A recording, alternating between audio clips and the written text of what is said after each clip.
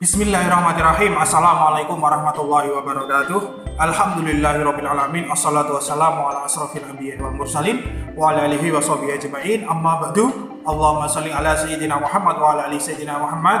Rabbi shrah li sadri wa yassir li amri wahlul 'uqdatam min lisani yafqahu qawli. Raditu billahi rabban wa bil islami dina wa bi Muhammadin nabiyya wa rasula. Rabbi zidni ilma warzuqni fahma. Amin. Selamat datang, selamat berjumpa kembali para anak-anak sekalian, terutama anak-anak kelas 5. Selamat datang di channel Profesor Ilmu, yang mana channel ini merupakan channel edukasi atau channel pendidikan ya.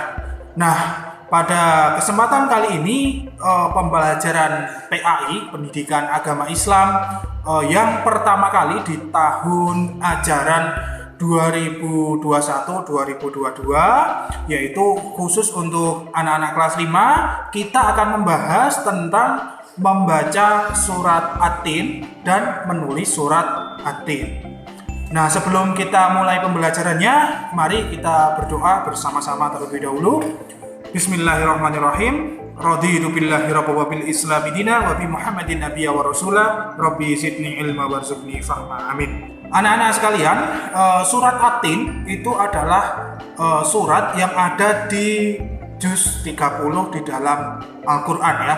Tapi sebelumnya kita perlu tahu dulu sedikit ya sejarah tentang Al-Quran. Nah, Al-Quran itu adalah sebuah kitab suci umat Islam yang diturunkan berangsur-angsur atau bertahap. Jadi tidak sekali turun langsung satu bundle, itu enggak, tapi sedikit gitu selama 22 tahun seperti itu. Nah, selain Al-Quran sendiri itu kitab suci ada kurang lebih 4 ya, ada Injil, ada Taurat, ada Zabur, dan yang terakhir itu ada Al-Quran itu sendiri. Nah, Al-Quran adalah kitab suci itu yang ditulis dengan bahasa Arab ya.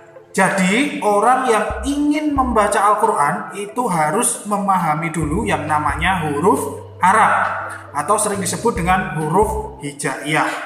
Huruf hijaiyah sendiri itu terdiri dari kurang lebih 28 huruf dari alif sampai ya. Maka untuk bisa membaca Al-Quran itu harus memahami dulu huruf alif sampai ya beserta harokat-harokatnya. Nah, kalau itu belum paham, maka seseorang sudah dapat dipastikan itu belum bisa membaca Al-Quran.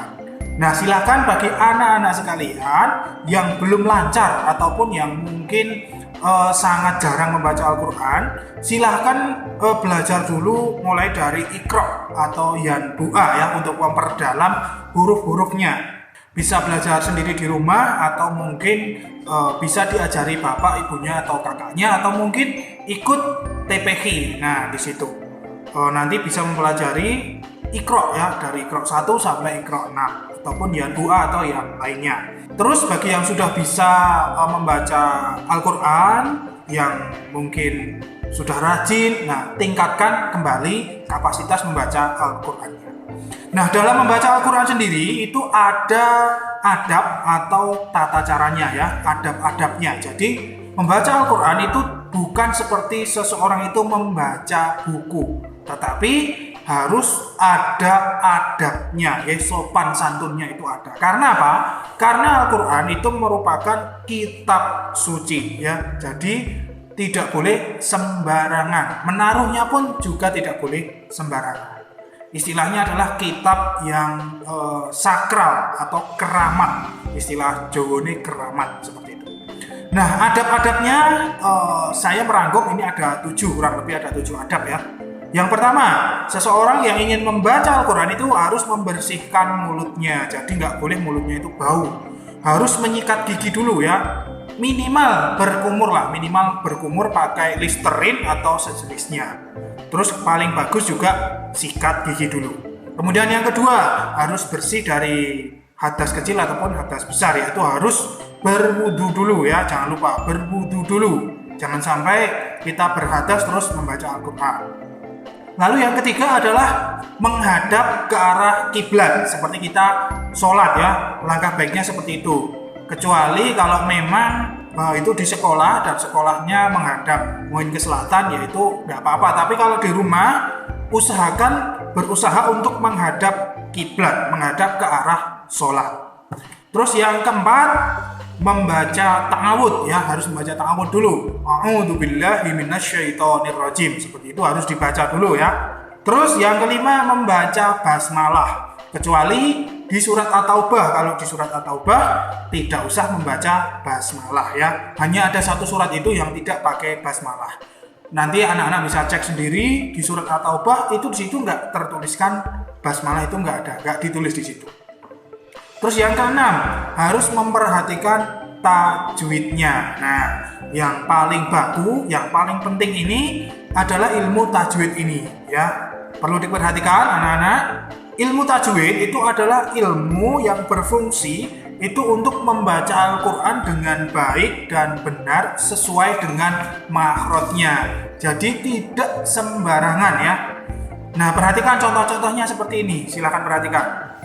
Yang pertama, perhatikan tanda baca fathah ya. Fathah seperti itu ya. Ada coret di atas, kemudian kasroh itu ada coret tapi di bawah. Lalu dhammah itu coret di atas tapi melengkung ya, melengkung. Terus sukun, terus tasdid ya seperti W seperti itu ya. Contohnya seperti ini, huruf bertasdid ya. Tuh ada contoh ada ya, dibaca ada. Jadi D-nya itu ada dua, double. Tasdid itu kan double ya. Ada bukan ada. Nah, kalau gitu keliru. Harus ada, didobelkan hurufnya. Kemudian yang kedua, bacalah dari sebelah kanan ya. Bukan dari sebelah kiri. Kalau tulisan Latin seperti kita biasa di sekolah-sekolah itu dari kiri, tapi kalau Al-Qur'an itu dari kanan ya, dengan suara yang jelas. Bukan dibaca dalam hati, tapi harus ada bunyinya ya. Contohnya Bismillahirrahmanirrahim, harus berbunyi seperti itu, jangan di dalam hati. Kemudian yang ketiga, huruf yang tidak berharokat atau istilahnya huruf gundul, tidak ada fathah atau kasroh atau dhammahnya atau apanya, pokoknya huruf tok gundul seperti ini. Contohnya huruf gundul ya, ini nggak ada harokatnya. Nah, seperti itu tidak usah dibaca ya, tidak usah dibaca. Yang dibaca sekali lagi hanya yang ada harokatnya. Kemudian yang keempat, contohnya watini, bunyi wa itu langsung dihubungkan ke huruf tak bertasdid, dibaca watini. Watini, T-nya double ya, watini.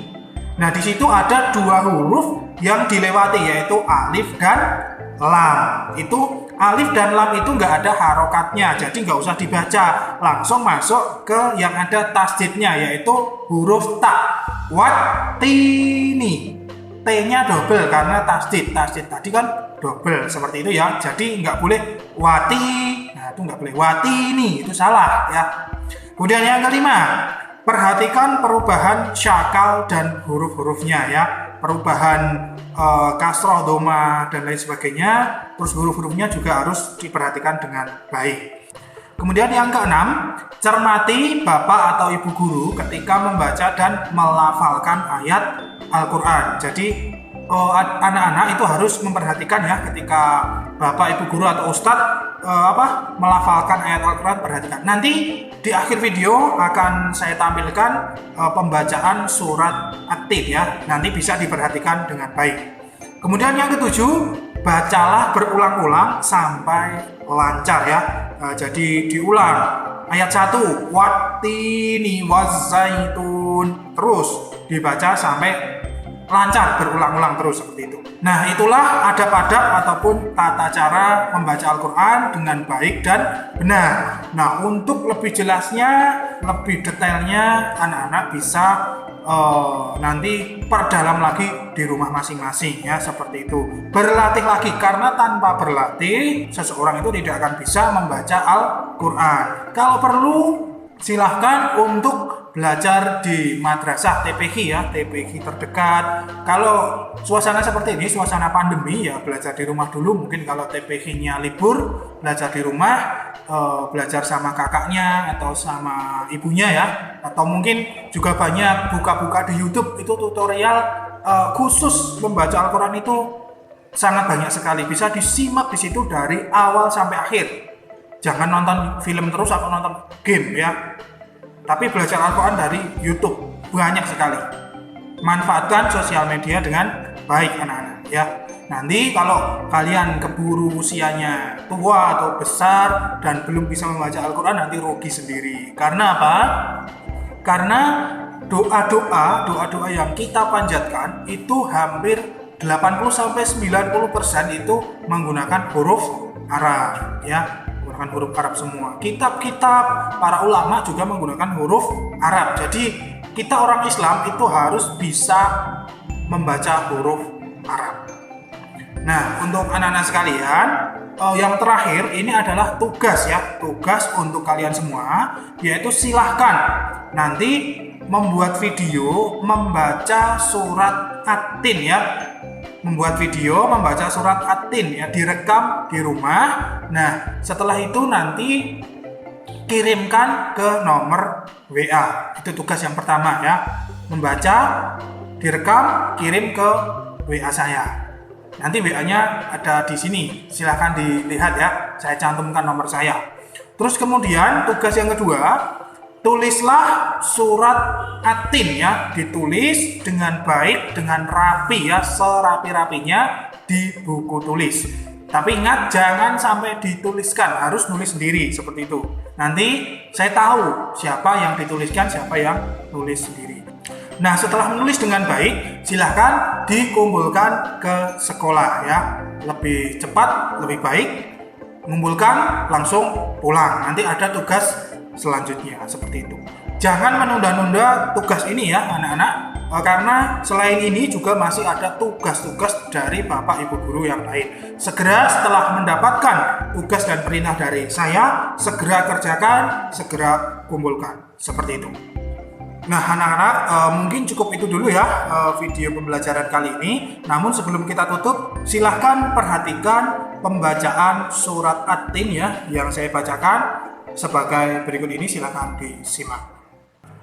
A'udzu billahi minasy syaithanir rajim. Bismillahirrahmanirrahim. Wattini wazzaitun wa turi sinin wa hadzal baladil amin laqad khalaqnal insana fi ahsani taqwim thumma radadnahu asfala safilin illalladzina amanu wa amilus solihati falahum ajrun ghairu mamnun fama yukadzibuka ba'du biddin alaihissallahu bi ahkamil hakimin sadaqallahul adzim.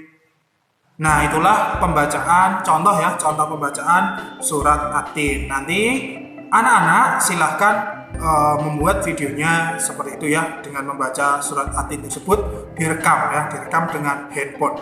Nah mari kita tutup pada kesempatan kali ini dengan doa kafaratul majelis. Subhanakallahumma wa bihamdika asyhadu an la ilaha illa anta astaghfiruka wa atubu ilaik. Alhamdulillahirabbil alamin. Wabillahi taufik wal hidayah. Wassalamualaikum warahmatullahi wabarakatuh. Sampai jumpa di pembelajaran berikutnya. Tetap simak di channel Profesor Ilmu.